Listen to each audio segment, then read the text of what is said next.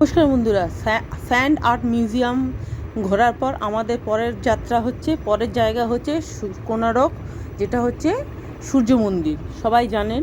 আর রাস্তাটা খুবই সুন্দর, খুব ভালো লাগছিলো, দুপাশ একদম গ্রিনারি ভর্তি। আর আমাদের লোকেশন হচ্ছে সূর্য মন্দির। আর কেন জানি না, মানে সূর্য মন্দির যখনই আমরা গেছি, শীতে গেছি, গরমকালে গেছি, খুব ভীষণ যেন গরম লাগে। যাই হোক, আমাদের রাস্তাটা অনেকটাই, প্রথম এখন টিকিট কাটতে হবে, পার হেড 40 টাকা করে টিকিট।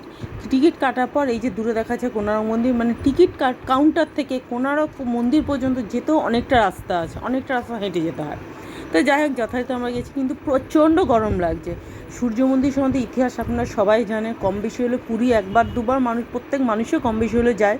এখানে হচ্ছে আপনার ফটোশ্যুট চলছে, মানে কোনারক মন্দিরটাকে এমনি হাতের তলায় দেখা যায়, সেই জিনিসটা, যেটা আমরা নিজেরাই, আমার ভাই ক্যামেরাম্যান করেছে। আর এখানে আমি চারিদিকটা আপনাদের ঘুরিয়ে দেখালাম। অনেকক্ষণ এখানে থেকেছি, প্রায় আমাদের এখানে 2 ঘন্টা টাইম লাগার পর আমরা আবার ওখান থেকে বেরিয়ে গেলাম। সবাই ভালো থাকবেন, টাটা।